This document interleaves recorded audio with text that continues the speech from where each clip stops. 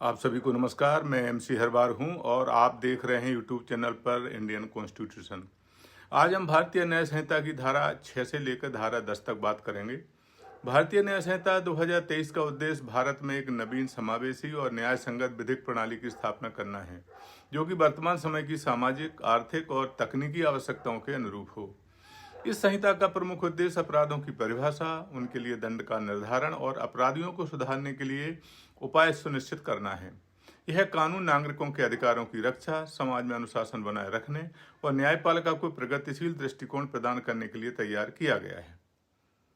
हम भारत के लोग यह मानते हुए कि अपराधों की रोकथाम, अपराधियों के सुधार और पीड़ितों के न्याय के लिए एक संगठित, प्रभावी और संवेदनशील प्रणाली आवश्यक है, इस भारतीय न्याय संहिता 2023 को स्वीकृत करते हैं।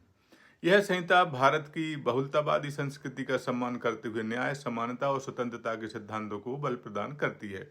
यह भारतीय न्याय संहिता की प्रस्तावना है। यह न्याय संहिता भारतीय दंड संहिता 1860 के स्थान पर प्रतिस्थापित की गई है। धारा 6 में अपराध की परिभाषा बताई गई है कि अपराध की परिभाषा क्या है। किसी व्यक्ति द्वारा ऐसा कोई कार्य करना या ना करना जो कानून द्वारा निषिद्ध है या आदेशित है और जिसका परिणाम समाज, व्यक्ति या राज्य के लिए हानिकारक है, अपराध कहलाएगा। A crime is defined as any act or the omission of the committed by a person that is prohibited or mandated by the law and result in the harm of society, individual or the state। यह धारा बताती है कि अपराध केवल वही कार्य है जो कानून में स्पष्ट रूप से उल्लिखित है। यदि कोई कार्य कानून में निषिद्ध नहीं है तो उसे अपराध नहीं माना जाएगा। चोरी करना अपराध है क्योंकि यह संपत्ति के अधिकार का उल्लंघन करता है। किसी घायल व्यक्ति की मदद न करना भी अपराध हो सकता है यदि कानून द्वारा यह कर्तव्य निर्धारित किया गया हो। तो इस तरह से धारा 6 के बारे में जाना जाता है। धारा 7 कहती है कि अपराध के तत्व के बारे में स्पष्ट करना जरूरी है। तो अपराध के 4 प्रमुख तत्व होते हैं। पहला है कि कानून द्वारा निषिद्ध कार्य, दूसरा अपराधी की आपराधिक मंशा, तीसरा कार्य और मंशा के बीच में संबंध और चौथा है हानि या परिणाम। व्याख्या के रूप में हम कह सकते हैं कि यदि किसी कार्य को अपराध सिद्ध करने के लिए इन चारों तत्व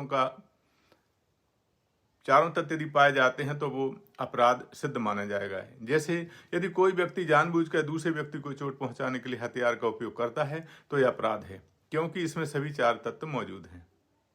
धारा 8 कहती है कि अपराध का दायरा के बारे में विस्तार।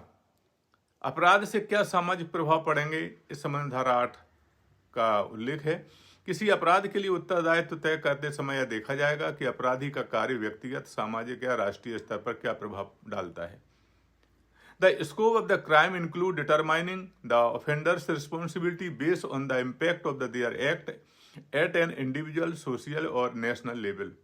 यदि हम व्याख्या करें तो यह धारा बताती है कि अपराध के परिणाम को समझने के लिए उसके प्रभाव का अध्ययन करना आवश्यक है। उदाहरण के तौर पे व्यक्तिगत दायरा, किसी को धोखा देना। सामाजिक दायरा होता है कि सार्वजनिक संपत्ति को नुकसान पहुंचाना और राष्ट्रीय दायरा होता है कि देशद्रोह। तो धारा 9 कहती है कि अपराध के प्रकार के बारे में विस्तार से चर्चा की जाती है। अपराधों की उनकी प्रकृति और गंभीरता के आधार पर वर्गीकृत किया गया है।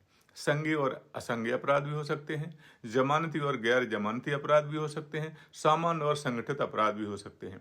यदि हम अंग्रेजी में कहें तो crimes are categorised based on the nature and society as cognizable and non cognizable offence, bailable and non bailable offences, general and organised crimes. यदि हम इस शब्दों की व्याख्या करें तो यह धारा अपराधों की विभिन्न श्रेणियों को समझने और उनके लिए उचित कानूनी प्रक्रिया लागू करने में सहायक है। उदाहरण के तौर पर संज्ञेय अपराध का आशय है कि हत्या, बलात्कार जैसे अपराध करने से उसे संज्ञेय अपराध कहेंगे। असंज्ञेय अपराध है किसी की मानहानि यदि की जाती है तो वह असंज्ञेय अपराध होता है। और संगठित अपराध कोई मानव तस्करी करने से है।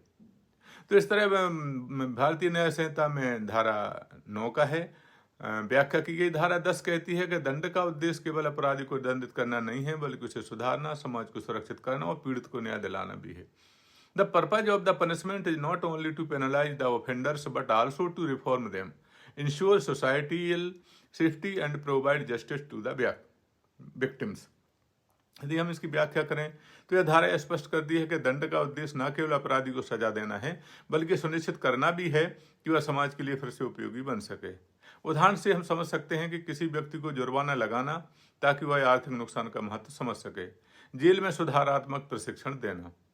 तो सारांश में हम कह सकते हैं कि भारतीय न्याय संहिता 2003 एक प्रगतिशील और संवेदनशील विधिक ढांचा प्रदान करती है।